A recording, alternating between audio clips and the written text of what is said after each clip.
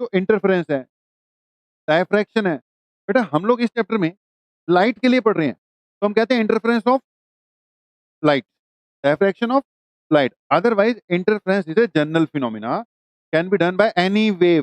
Sound wave की भी क्या होती होगी, इंटरफेरेंस होता होगा। स्ट्रिंग में प्रोड्यूस होने वाली वेव्स की भी क्या होती है, इंटरफेरेंस होता है। बट इस चैप्टर में ऑप्टिक्स में हम सिर्फ किसका इंटरफेरेंस पढ़ रहे हैं, लाइट का। ऐसी diffraction is again a general phenomena for waves.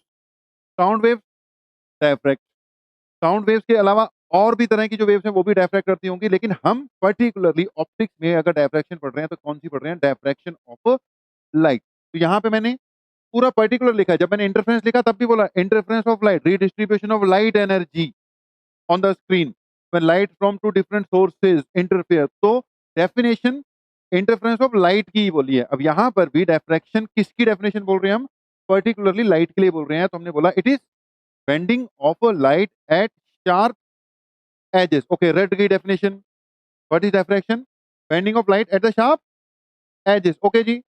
दूसरी बात, डायफ्रैक्शन ऑफ लाइट आपसे पूछा मैंने, चलो diffraction of light is easily observable in day to day observation और not.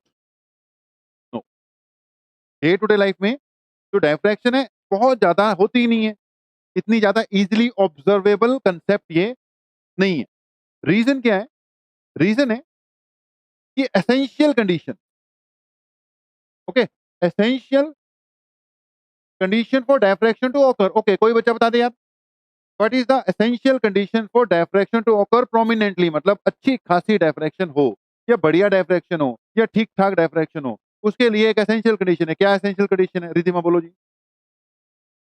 Wavelength of the diffracting wave should be comparable to size of the obstacle या aperture. क्योंकि देखो अपर्चर होगा मतलब जहां ओपनिंग है वहां से भी डायफ्रैक्शन होनी है, और अगर ऑब्स्टेकल होगा वहां से भी क्या होनी है, डायफ्रैक्शन। इक्वल बोलने की जरूरत नहीं है, जरूरी नहीं है कि बिल्कुल इक्वल ही हो जाए, ऑर्डर शुड बी सेम। अगर वेवलेंथ मीटर्स में है तो ऑब्स्टेकल का साइज भी किस में होना चाहिए, मीटर्स में। अगर वेवलेंथ सेंटीमीटर्स में है तो वो भी किस में हो, सेंटीमीटर, तभी बढ़िया होगा। अदरवाइज डायफ्रैक्शन हो जाएगी लेकिन काफी कम होगी, इतनी ज्यादा ऑब्जर्वेबल नहीं होगी। ओके, तो what is diffraction, what is essential condition. ये दूसरा पॉइंट भी आपकी बेटा टिप्स पे आना चाहिए। और तीसरा पॉइंट जो टिप्स पे होना चाहिए कि जो essential condition day to day life में लाइट के लिए इतनी ज्यादा मैच नहीं करती, साउंड वेव्स के लिए मैच करती है कि नहीं करती है, इट मैचेस। हमने कैलकुलेट करके दिखाया, मैच कर जाएगी। That's why in day to day life sound wave की डायफ्रैक्शन काफी ज्यादा होती है, काफी खास होती है। तो ये तीन बातें पहले बताई, उसके बाद हम सीधा किस पे चले गए थे बेटा, डायफ्रैक्शन एट सिंगल स्लिट पे चले गए। तो हमारा आज का जो मेन टॉपिक है स्टार्ट कर दिया हुआ है, that is diffraction at single slit. Okay, मैंने लास्ट टाइम डायग्राम बना ही दिया हुआ है, लेकिन फिर से इसको क्या करते हैं, दोबारा बना देते हैं। सिंगल स्लिट में मान लो हमारे पास क्या आ गई है एक बेटा, ये सिंगल स्लिट हो गई, ये मेन सोर्स हो गया, इसके बिल्कुल सामने क्या हो गया, स्क्रीन आ गया। ओके, ये स्लिट है, डी मैंने कल लिख दिया था बेटा, विड्थ ऑफ द स्लिट। मतलब ये हो गया, ये हम रिपीट कर रहे हैं, जो बच्चे नहीं आए थे या वैसे भी 10 मिनट 15 मिनट पैक से हम चलते होते हैं। Okay, D width of the slit है, ए बी जो विड्थ है मैं वहां पे नहीं शो कर रहा, साइड पे लिख दिया, D is equal to A B which is width of the slit. Okay, फिर हमने बात की कि हमें यहाँ पर एक कन्वेक्स लेंस की जरूरत होगी, बिकॉज मुझे पैरेलल रेज यानी इन्फिनिटी से आती हुई रेज क्या करनी है, शो करनी है। एजेस से डायफ्रैक्शन हो जाएगी, और उसके बाद आगे फिर से मुझे स्क्रीन पर लेने के लिए आगे भी एक लेंस की जरूरत पड़ेगी। ओके जी, यहां से रेज आई और स्क्रीन पर बिल्कुल पैरेलल रेज यानी कि प्लेन वेव फ्रंट, या कह सकते हो इन्फिनिटी से आती हुई रेज आ रही है। ओके, यहां से कुछ रेज तो सीधा पहुंच गई, कुछ यहां पर क्या कर गई बेटा, डायफ्रैक्ट कर गई। ओके, ये तीन रेज डायफ्रैक्ट होती हुई भी मैं शो कर रहा हूं। अब लेंस ने इनको क्या करना है, अगर ये लेंस ना होता तो ये तीनों पैरेलल कहां चले जाती, इन्फिनिटी की ओर चले जाती। बोलो पॉइंट समझ रहे हो कि नहीं, मुझे डायफ्रैक्शन स्टडी भी करनी है, तो स्टडी करने के लिए आगे मैंने क्या लगा दिया, लेंस लगा दिया। अब इस लेंस ने इसको थोड़ा सा पॉइंट पी पर कन्वर्ज कर दिया। ये मेरा पॉइंट ऑफ ऑब्जर्वेशन है, ये सेंटर ऑफ द स्क्रीन है। और यहाँ पर हमें जरूरत पड़ेगी थोड़ा एंगल की भी। कल एंगल मैंने शो नहीं किया था, आज इस डायग्राम में आप एंगल भी शो करोगे। This angle is angle of diffraction, जितने एंगल से बाहर की ओर वो मुड़ी है, this is angle of diffraction. यहाँ पे भी शो कर सकता हूँ, लेकिन मैं ऊपर वाला यूज करूंगा। This is angle of diffraction. जो नई चीज ऐड की है, थीटा ऐड की है आज के डायग्राम में, कल वाले डायग्राम है उसमें मैंने थीटा भी क्या कर दिया, अब इंट्रोड्यूस कर दिया, अब इसका यूज करूंगा। डायग्राम क्लियर है? अपने आप बनाना पड़ेगा। कई बार एग्जाम में वैसे इस पे छोटे मोटे क्वेश्चन आएंगे, मतलब न्यूमेरिकल टाइप, कंसेप्चुअल टाइप, इस टाइप के आएंगे, बट कई बार बोर्ड एग्जाम की बात करो तो फुल फ्लेज क्वेश्चन भी आया हुआ है कि briefly explain diffraction at single slit. तो उसमें लगभग सारा आपको बेटा क्या करना पड़ेगा, कवर अप करना पड़ेगा। ठीक है, तो उसके लिए डायग्राम थोड़ा सा मुश्किल कई बार फील होता है, अपने आप बनाना आना चाहिए। नंबर वन मैंने बोलता है इसको 5 पॉइंट्स में बेटा हम कवर अप करेंगे पूरे के पूरे टॉपिक को। सबसे पहला पॉइंट जो है आपको पता होना चाहिए, द एक्सपेरिमेंटल सेटअप। ओके, ये हो गया जी मेरा एक्सपेरिमेंटल सेटअप। हाँ नाम है जवाब दो। एक्सपेरिमेंटल सेटअप बिना देखे बन जाएगा कि नहीं बनेगा? अगर बिना देखे बनेगा तो न्यूमेरिकल्स में भी हेल्प करेगा। ओके, अब मैं यहां पर भी शो कर देता हूं। ये जो डिस्टेंस है विड्थ ऑफ द स्लिट, इसका यूज करूंगा अभी मैं थोड़ी देर में। इसको मैं क्या लिखने जा रहा हूं? डी लिखने जा रहा हूं। दूसरे नंबर पर एक्सपेरिमेंटल सेटअप हो गया, तो मैंने बोला था क्या चाहिए होगा जी मुझे? The diffraction pattern. Diffraction pattern, diffraction pattern मतलब जैसे इंटरफेरेंस में पैटर्न बना, तो इसमें भी क्या बनेगा? एक पैटर्न ही बनेगा। तो डायफ्रैक्शन में पैटर्न जो बना वो कैसा बना? सेकंड पॉइंट में पैटर्न डिस्कस करवा रहा हूं। तो पैटर्न बेटा कैसा बना? There was again like interference alternate bright and dark band. क्या ऑब्जर्व किया गया? Alternate dark and bright bands observe किए गए with bright band at the centre. Centre पे ब्राइटनेस के बाद alternatively brightness and darkness observe की गई। अब तक तो ये चीजें देखो टिप्स भी आ रही होंगी आपको कि ऐसा पैटर्न बनेगा जी। अब इसका जो पैटर्न था, सेंटर पे फिर वही बात मैक्सिमा, उसके बाद फिर alternatively minima maxima, minima maxima. लेकिन इंटरफेरेंस के कंपैरिजन में बेटा इसमें फर्क है। इसकी इंटेंसिटी जैसे जैसे आप स्क्रीन के सेंटर से दूर जाते जाओगे, intensity will go on decreasing. Intensity क्या होती जाती है? घटती जाती है। ओके, क्यों घटती जाती है उसके कारण बाद में डिस्कस होंगे। फिलहाल आपको क्या याद होना चाहिए? पैटर्न याद होना चाहिए। ये सेंटर ऑफ द स्क्रीन है, ये इसको बोलते हैं हम सेंट्रल मैक्सिमा। ये जितने भी हैं बेटा, other maximas are called the secondary maxima.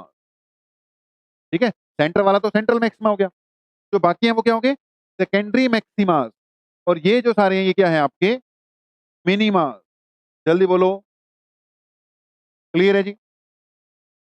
जितने भी सेकेंडरी मैक्सिमास हैं, इंटरफेरेंस में सबकी इंटेंसिटी क्या होती थी? सेम। इसमें इंटेंसिटी सेम नहीं है, intensity goes on decreasing. Centre वाले की सबसे ज्यादा, उसके बाद कम होती जाएगी। इनके रेशियोज होते हैं, वो बात की बातें हैं। फिलहाल पैटर्न की शेप याद करो पहले तो ये एक्सपेरिमेंटल सेटअप के बाद क्या आ गया जी? ऐसा बनेगा पैटर्न। अब आगे बढ़े, अगली बात आएगी conditions of maxima and minima. ये conditions of maxima and minima third point है मेरा। एक्सपेरिमेंटल सेटअप, डायफ्रैक्शन, तीसरी हेडिंग डाल लो बेटा, conditions for maxima and minima. Okay, interference में मैक्सिमा मिनिमा की कंडीशन उम्मीद है याद होगी आपको।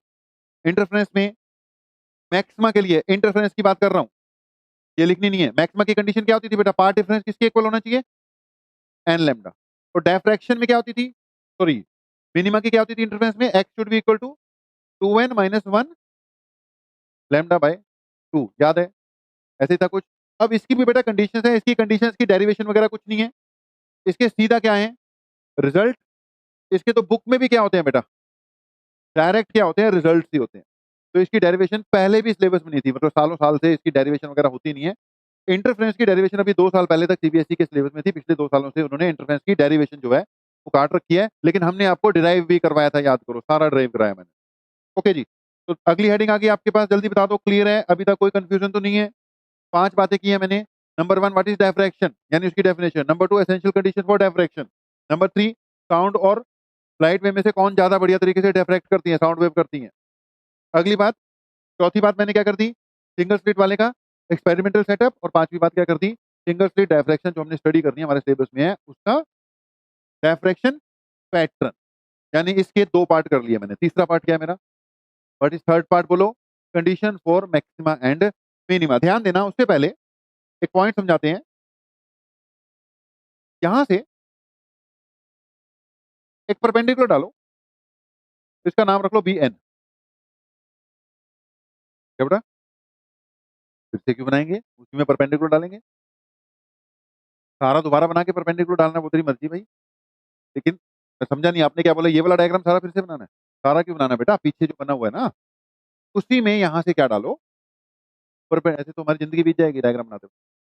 जो डायग्राम बनाया था इसीलिए बनाया था ना, इसका यूज कर डाल लीजिए परपेंडिकुलर। अब ध्यान से सुनना, मैक्सिमम मिनिमम क्यों आए होंगे बेटा, पॉइंट पी पर पहुंचते पहुंचते वेव्स में क्या आ गया होगा, फेस डिफरेंस या पाथ डिफरेंस आ गया होगा। बात हम दोनों में से किसी से भी कर सकते हैं, चाहे फेस डिफरेंस से करो, चाहे किससे करो, पाथ डिफरेंस से करो। इस बार हम पाथ डिफरेंस से डायरेक्ट डीलिंग करने जा रहे हैं, ठीक है, डायरेक्ट डीलिंग की किससे करेंगे, पाथ डिफरेंस से हम करने जा रहे हैं। ओके, ध्यान से सुनना, क्या आप देख पा रहे हो, ए से निकली हुई वेव जब पी तक पहुंची है और बी से निकली हुई वेव जब पी तक पहुंची है, आप डायग्राम में जज करके बताओ क्या दोनों सेम डिस्टेंस कवर हुए हैं कि अलग अलग हुए हैं। देख ही रहे हैं, ए से पी और बी से पी अलग अलग है, सेम नहीं है, ये तो दिख रहे हैं। बोलो समझ गए कि नहीं, अलग अलग ही है, वो दिख रहे हैं, साफ दिख रहे हैं कि ये जो डिस्टेंस है ये इसके इक्वल नहीं है और आगे वाले भी इक्वल नहीं है, मतलब थोड़ा बहुत फर्क तो इसमें पड़ ही गया होगा। मतलब कहने का कि दिख रहा है, क्लियरली विजिबल, कि पॉइंट पी तक पहुंचते पहुंचते वेव ने सेम डिस्टेंस नहीं कवर किया, यानी सेम पाथ नहीं कवर किया, यानी कुछ ना कुछ पाथ डिफरेंस आ गया होगा।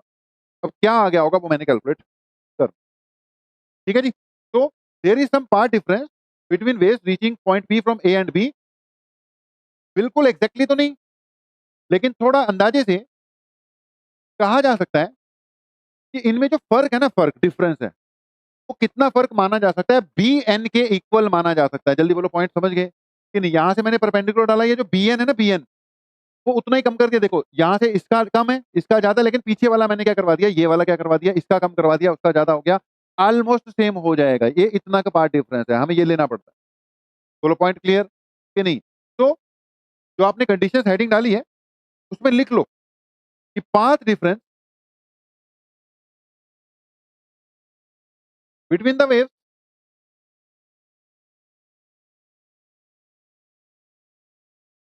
When they reach point P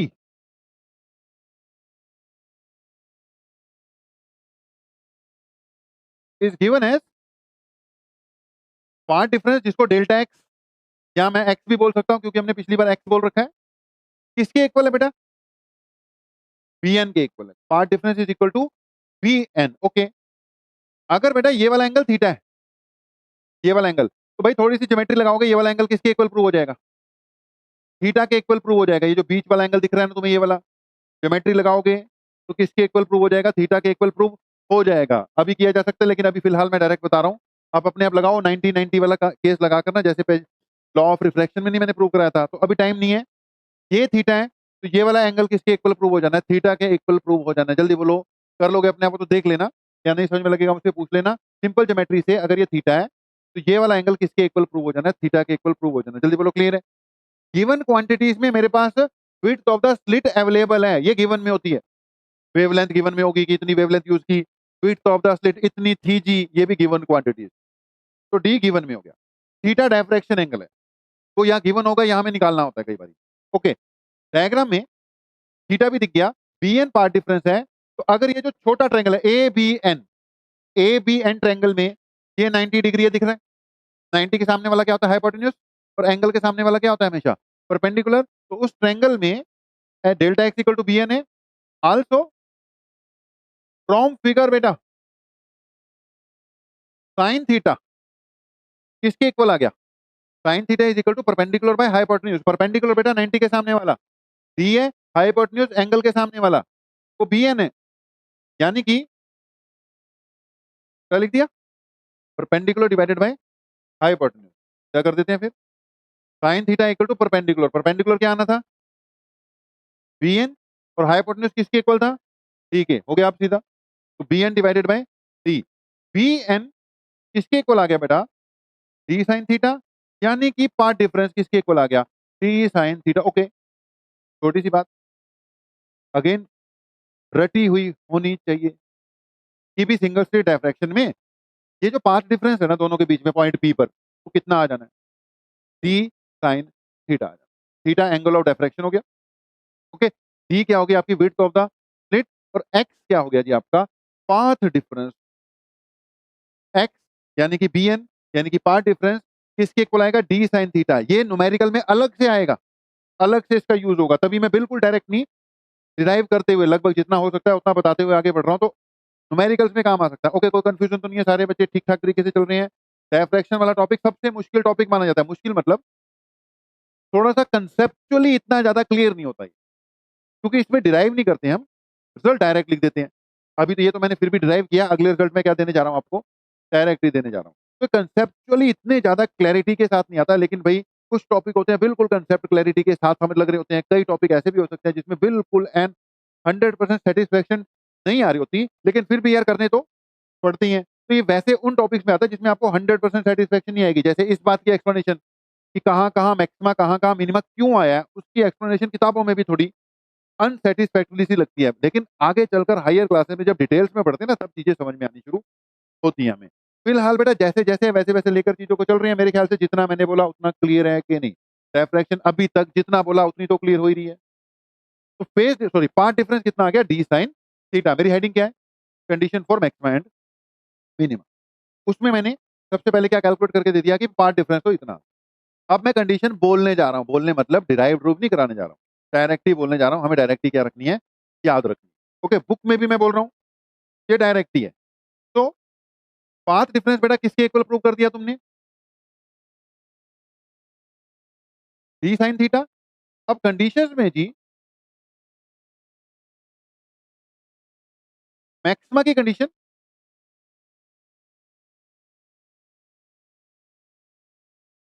और मिनिमा की कंडीशन बता रहे हैं जी। मैक्सिमा की कंडीशन ये है कि path difference should be equal to 2n plus 1 lambda by 2, और मिनिमा की कंडीशन है कि path difference should be equal to n lambda. ये किसकी कंडीशन है? मैक्सिमा की। ये किसकी कंडीशन है? मिनिमा की। उल्टी तो नहीं लिख दी मैंने उल्टी तो नहीं लिख दी। इंटरफ्रेंस में ये किसकी कंडीशन होती थी? मैक्सिमा की। इस टाइप की कंडीशन इंटरफ्रेंस में किसकी होती थी? मिनिमा की। बस हिंट यही है, उल्टी कंडीशन। हिंट यही है, उल्टी कंडीशन। सही है जी। इसमें मिनिमा के लिए एन लैम्डा है और मैक्सिमा के लिए क्या है? 2n plus 1। लेकिन इंटरफ्रेंस में यहां पर बीच में क्या लगता था? माइनस। डायफ्रैक्शन में क्या लगाना है? प्लस लगाना। एन की स्टार्टिंग कहां से करनी है उस पर डिपेंड करता है। अब कई बार कोई कह देता है यार प्लस लगा दो माइनस लगा दो, कोई फर्क नहीं पड़ता है, हम एन को जीरो से स्टार्ट कर देंगे। ऐसा नहीं होता। एन जहां जीरो से स्टार्ट, जब आप मैक्सिमास की बात कर रहे हो, मैक्सिमास, तो एन जीरो से ही स्टार्टिंग होगा, क्योंकि सेंटर पे क्या आता है? मैक्सिमा। चाहे वो इंटरफ्रेंस हो चाहे वो डायफ्रैक्शन हो, सेंटर पे क्या है? मैक्सिमा। तो मैक्सिमा दोनों केसेस में कहां से स्टार्ट करना है? जीरो से ही स्टार्ट करना है। बोलो पॉइंट समझ रहे हो कि नहीं? जीरो से स्टार्ट करना है। अब क्योंकि बेटा मुझे एन कहां से स्टार्ट करना है? जीरो से स्टार्ट करना है। 0 1 2 3, इसलिए फिर यहाँ -1 से बात नहीं बनेगी, नेगेटिव चला जाएगा। किससे बात बनेगी? प्लस से ही बनेगी। इंटरफ्रेंस में इस टाइप की कंडीशन जाके मिनिमम में हो रही होती है, और वहां पे क्या लगा रहे होते हो? माइनस लगा रहे होते हो, क्योंकि वहां पे एन कहां से स्टार्ट कराना होता है? 1 से स्टार्ट। तो मैं बोल रहा हूँ पॉइंट क्लियर हो रहा है कि नहीं? तो ये बेटा जी पहली बात। तो आप क्या याद करो? कंडीशन रट लो कि जी x is equal to 2n plus 1 lambda by 2, और x is equal to n into lambda. n कहां से स्टार्ट करेंगे जी? 1 2 3 4। याद रखना, मिनिमा चाहे इंटरफेरेंस हो चाहे डायफ्रैक्शन हो, एन 0 से नहीं शुरू करते। कहाँ से शुरू करते हैं? 1 से, क्योंकि सेंटर पे मिनिमा है ही नहीं। सेंटर पे दोनों केसेस में क्या है? मैक्सिमा। और मैक्सिमा दोनों केसेस में इंटरफेरेंस डायफ्रैक्शन, एन कहाँ से स्टार्ट करना है? हमने 0 से ही स्टार्ट करना है। ओके, कंडीशन याद हो गई। उसके बाद थोड़ा सा मैं आगे बढ़ा दूंगा बात को, कंडीशन तो क्लियर ही है। ओके, एक्स की जगह जब मैं वैल्यू पुट करूंगा, एक्स क्या हो गया बेटा? D sine theta is equal to 2n+1 lambda by 2। इधर आ जाएगा तुम्हारा डी साइन थीटा, ठीक है, N lambda sine theta is equal to N lambda by D sine theta is equal to 2n+1 lambda divided by 2d। Okay, sine theta is equal to 2n+1 lambda divided by 2d sine theta is equal to N lambda by D. Okay, अब ये जो sine theta वाले बेटा formulas आ रहे हैं नीचे, ये आपको मैक्सिमास और मिनिमास की एंगुलर पोजीशन प्रोवाइड करें। एक तो हो गया ना कि कब कब मैक्सिमा आएगा, कब कब मिनिमा आएगा। लेकिन यहां से जब थीटा निकलेंगे आपको, तो कितने कितने एंगल पे मैक्सिमा आएगा, कितने कितने एंगल पर मिनिमा आएगा, वो प्रोवाइड कर देंगे। कैसे? अगर मैं यहाँ पे क्या कर दूं, 0 पुट कर दूं, कहां से स्टार्ट करना है? 0 से स्टार्ट करना है। बोलो समझ रहे हो? तो ये साइन थीटा किसके इक्वल आ गया? लैम्डा बाई 2d आ गया ना। तो वो आपको स्क्रीन पर, ये स्क्रीन है, स्क्रीन पर फर्स्ट मिनिमा कहां तक फैला हुआ है, मतलब उसकी क्या प्रोवाइड कर देगा? एंगुलर पोजीशन प्रोवाइड कर देगा। जल्दी बोलो, समझ गए? ठीक है जी। ओके, आगे नोट डाल के लिखना, नोट डाल के लिखो, for very small angle, for very small angle, for very small angles, मतलब एंगल्स अगर बहुत क्या हो, छोटे हो। तो आपको पता है sine theta approximately equal to theta या tan theta approximately equal to theta करती होती है, तो पता ही है ना। तो अगर एंगल छोटे होंगे बेटा, तो ये रिजल्ट क्या हो जाएगा? अगले स्टेप में लिख लो, theta equal to this and theta equal to. For small angles क्या लिखा? For small angles, for small angles max condition क्या आ गई, जल्दी बताना। Theta is equal to 2n+1 lambda by 2d। और उधर max condition, sorry min condition क्या आ गई? Theta n is equal to, इसको डैश लगा लेते हैं चलो मिनिमम के लिए, n लैम्डा बाय d। कोई समस्या? अब ध्यान से सुनना, जब आप वैसे डीलिंग कर रहे हो बेटा, ये हमारा फाइनल रिजल्ट माना जाता है। जब आप बुक बुक पढ़ते हो ना, बुक पढ़े, पढ़ाने वाला समझा रहा हो, तो ये हमारा फाइनल रिजल्ट है। फाइनल रिजल्ट ज्यादा याद रह जाता है, फाइनल रिजल्ट हमें ज्यादा याद रह जाएगा। लेकिन ये फाइनल रिजल्ट यार तभी यूज होना है अगर डायफ्रैक्शन काफी छोटी है। बोलो मेरा पॉइंट समझ गए कि नहीं? अगर डायफ्रैक्शन काफी छोटी है तो ये लगेगा। लेकिन अगर डायफ्रैक्शन सफिशिएंट है, अब न्यूमेरिकल वाले ने न्यूमेरिकल दे दिया कि लाइट कितना डायफ्रैक्ट कर रही है, 30 डिग्री से डायफ्रैक्ट कर रही है। आप विड्थ ऑफ द स्लिट निकालो, या विड्थ ऑफ द स्लिट दे रखी होगी, वेवलेंथ कैलकुलेट करो। ठीक है, फर्स्ट मिनिमा 30 डिग्री पे बन रहा है, ऐसे करके क्वेश्चन आ रहे हैं। भाई जब वो 30 डिग्री यूज कर रहा है, मिनिमा की बात कर रहा है, फाइनल रिजल्ट ये होते हैं, तो हमारे दिमाग में पहले यही आएगा। लेकिन ये लगेगा ही नहीं। एंगल कितना है? 30 डिग्री है। 30 डिग्री स्मॉल एंगल नहीं है। इसके लिए ये जो प्रीवियस रिजल्ट है ना, साइन थीटा के साथ वाला फार्मूला यूज होगा। जल्दी बोलो, मेरा पॉइंट फॉलो कर रहे हो कि नहीं? मैं बोल रहा हूं, अगर ये एज ए डिस्कशन कर रहे हो, एज ए रिजल्ट देख रहे हो, पढ़ाने वाला जब पढ़ाएगा, तो वो एंड पे यहां पे लाके खत्म करेगा। राइट है जी? अब यहां पे लाके उसने खत्म किया, हमें लगेगा ये एंड रिजल्ट है।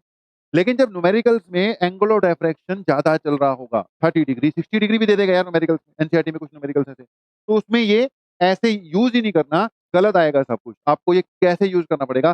साइन थीटा के हिसाब से यूज करना पड़ेगा। जो बोलो मेरा पॉइंट क्लियर है कि नहीं?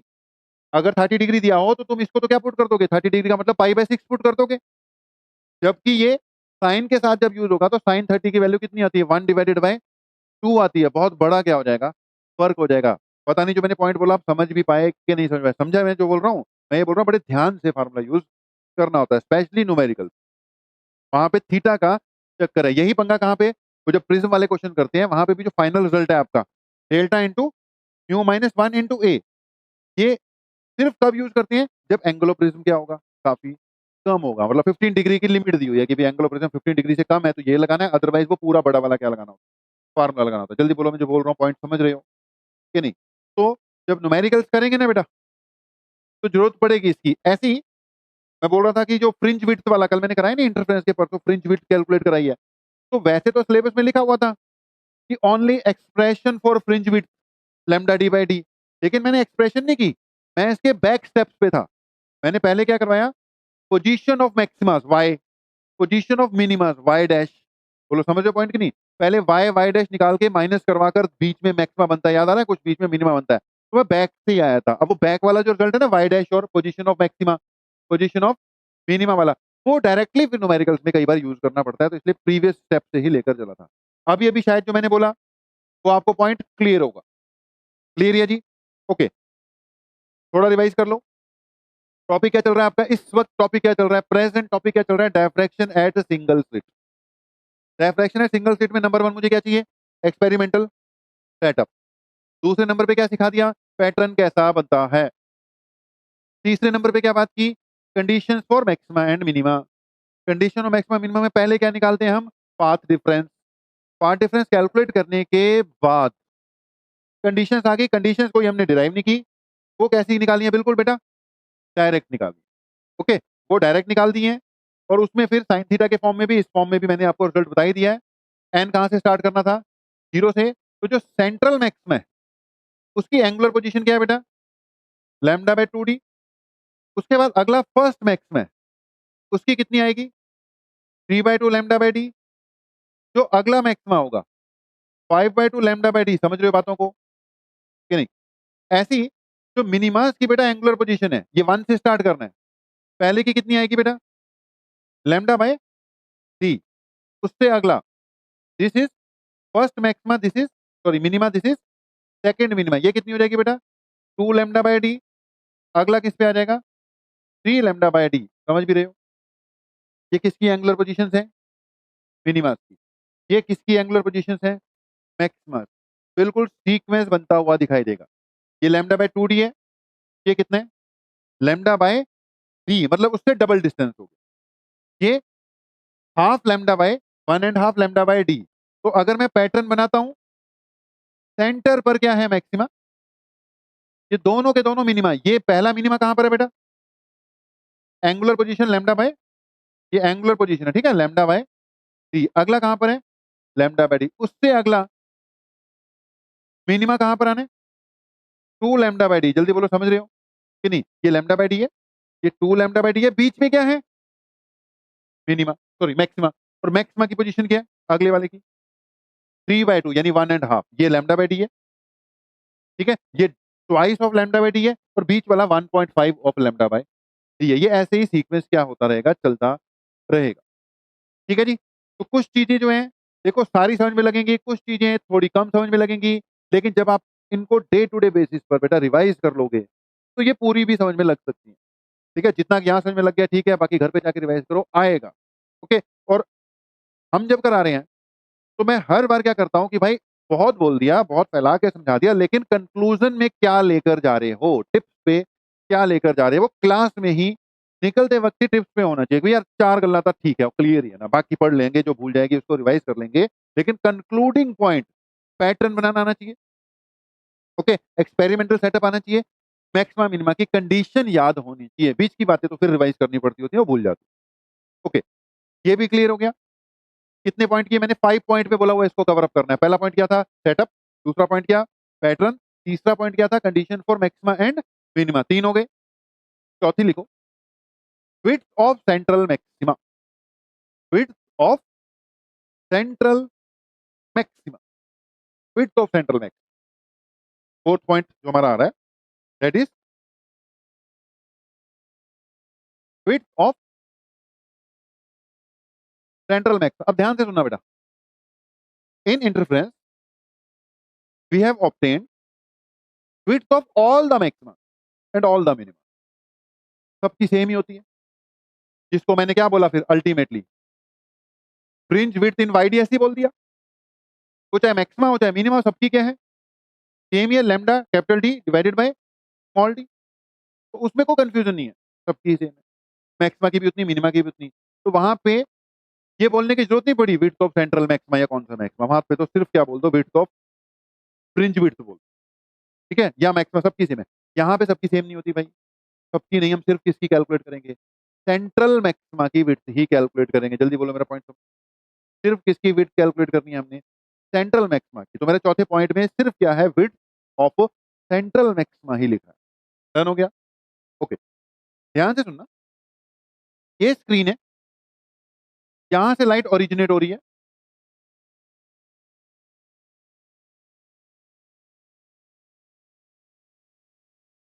ठीक है, ये स्क्रीन है, यहाँ पे पूरी विड्थ है, मतलब मैं उसका सेंटर ऑफ द स्क्रीन ले रहा हूँ, ठीक है। यहाँ पे ये ए बी विड्थ है ना, ये स्मॉल डी है ना, यहाँ से ओरिजिनेट हो रही है, मैं सेंट्रल पार्ट सेंटर से ओरिजिनेट करा रहा हूँ, क्योंकि ये काफी माइन्यूट लेवल पे ही होता है। ध्यान से सुनना, बिल्कुल सेंटर पे क्या बना, मैक्सिमा, और यहाँ पे क्या बना, let it is the first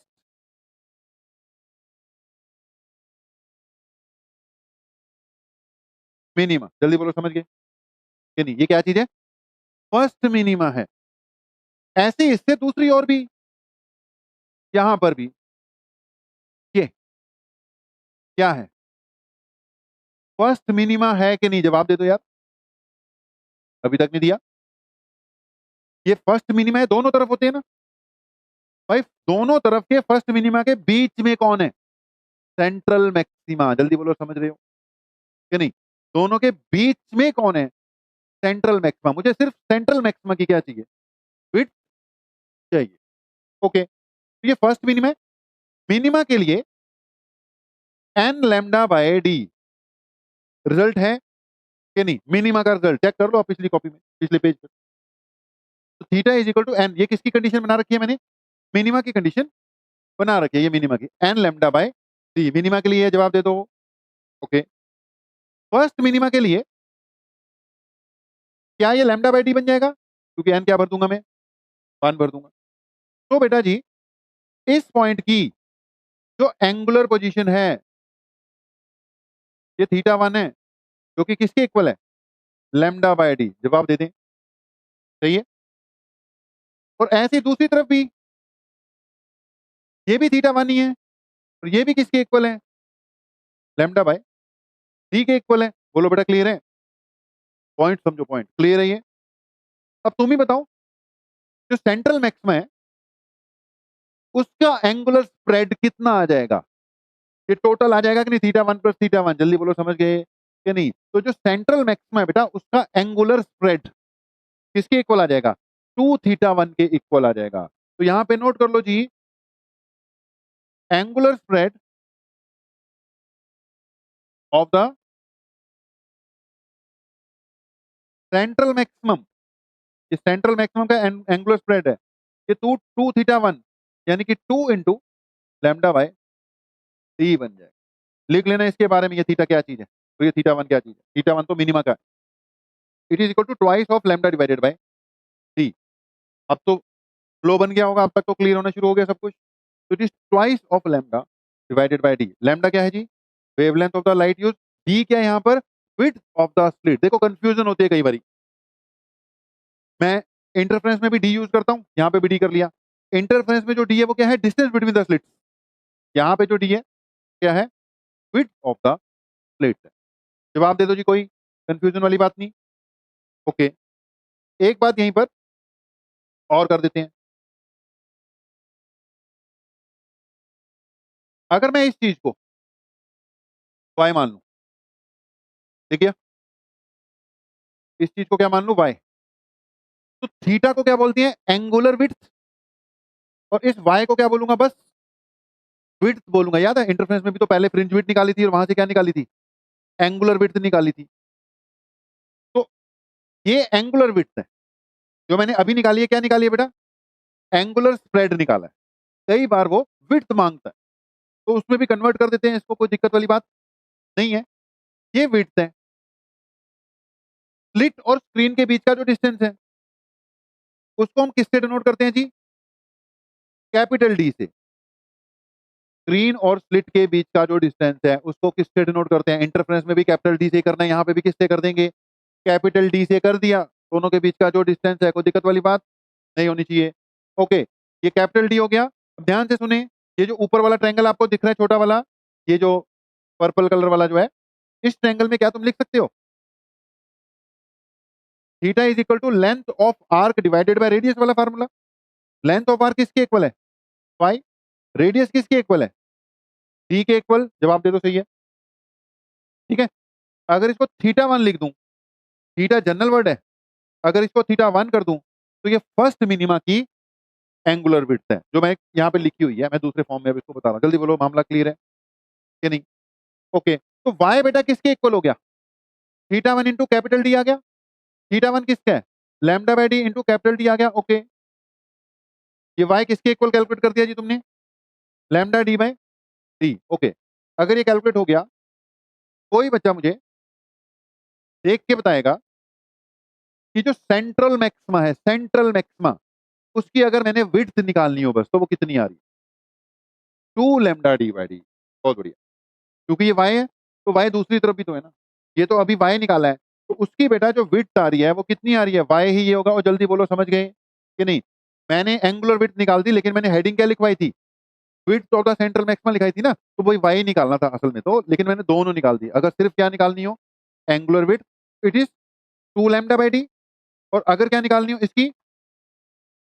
fringe width कह लो, बीटा से डिनोट कर देते हैं इसको भी। फ्रिंज विड्थ को तो बीटा से करते हैं सेंट्रल मैक्सिमा की। It is equal to twice of lambda D divided by T. इसके साथ बस क्या जुड़ गया? टी जुड़ गया। कोई कंफ्यूजन किसी तरह की? बोला तो करो, नो कंफ्यूजन। ओके, तो ये क्या था बेटा? Width of the central maxima. हो गया, बस एक इंटरफेरेंस और डिफ्रैक्शन के बीच में फर्क बताने हैं, कोई बात नहीं। आपने हो गया, लगभग हो गया, ये वाला नोट कर लिया, समझ में लग गया नहीं ये तो सारा? ठीक है, यहीं तक ही था। ओके जी, बाकी बच्चों ने कर लिया नोट? तो क्या चल रहा है आपका? Diffraction at single slit. Last point पे जल्दी से लिख लो। पांचवें पॉइंट में आप क्या डिस्कस करोगे? फिफ्थ पॉइंट में डिस्कस करोगे डिफरेंस बिटवीन, अभी अपने आप करोगे, खैर थोड़ा बहुत ही बताऊंगा। Difference between interference and diffraction. Difference between interference and diffraction. इसमें लिखने वाला ज्यादा नहीं होगा, मैं बोल देता हूं। आप अपनी जो भी है घर पे जाके जब रिवाइज करोगे ना, तो अपने पॉइंट्स, ओके जी, अपने पॉइंट्स क्या कर लेना? नोट कर लेना। ठीक है, डिस्कस करवा दो। जैसे कुछ डिफरेंसेस तो आपको दिख ही रहे होंगे। जैसे पहला डिफरेंस कि इंटरफेरेंस में 2 स्लिट्स हैं, डायफ्रैक्शन में हमने क्या लिया? सिर्फ एक ही स्लिट ली है। दूसरा डिफरेंस आपको पैटर्न में दिख रहा है, all the maximas are of same intensity. तो डायफ्रैक्शन में all the maximas are of not of same intensity. जल्दी बताओ, समझ रहे हो कि नहीं? आप लिख रहे हो इसको? पहला पॉइंट तो चलो लिख लो फिर। पहला पॉइंट तो क्या लिखा? In interference two coherent sources, but in diffraction only one slit. Diffraction में एक ही स्लिट है। दूसरा लिख लो,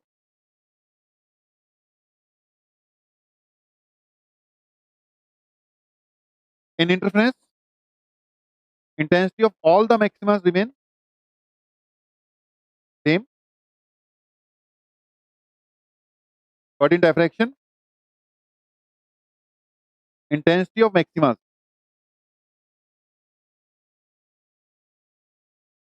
decreases.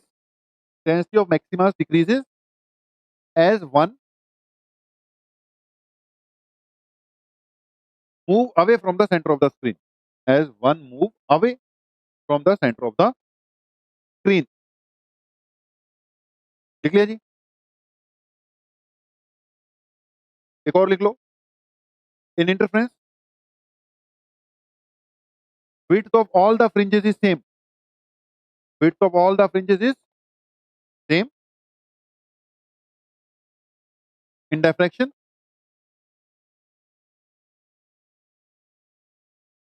all the fringes are not of same width.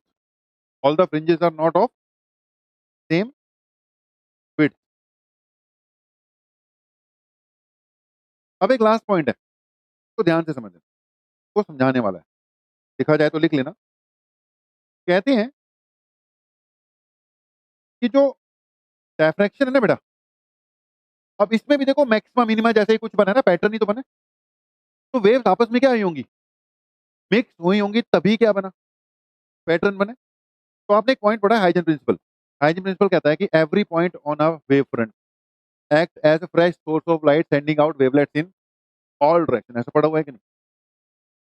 तो एक्सप्लेनेशन ये दी जाती है कि यार डायफ्रैक्शन इसलिए हुई है कि जो सिंगल स्लिट के डिफरेंट पॉइंट्स है ना, डिफरेंट पॉइंट, उनसे निकलने वाले जो वेव फ्रंट है या उनसे निकलने वाली जो वेव्स हैं वो आपस में ही इंटरफेयर कर जाती हैं, और उसके कारण क्या बनते हैं, पैटर्न बनते हैं। क्योंकि देखो पैटर्न बनने हैं, मैक्सिमा मिनिमा बनना है, तो हुआ तो यही होगा कि दो वेव आपस में क्या हो रही होंगी, मिक्स हो रही होंगी, कहीं कहीं इन फेस तो मैक्सिमा आ गया, कहीं कहीं आउट ऑफ फेस तो क्या आ गया, मिनिमा आ गया। मेरा पॉइंट समझ रहे हो कि नहीं? तो बेसिकली डायफ्रैक्शन का भी कारण एक तरह से क्या है, इंटरफ्रेंस ही है।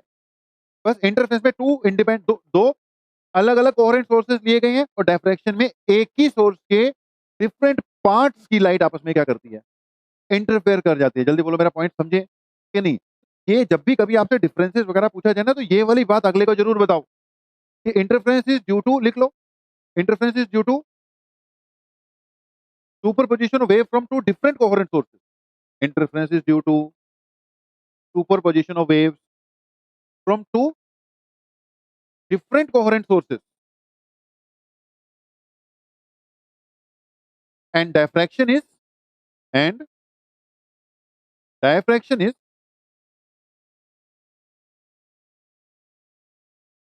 due to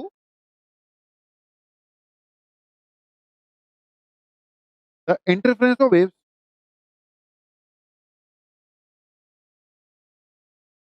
from different parts of the interference of waves from different parts of the same source।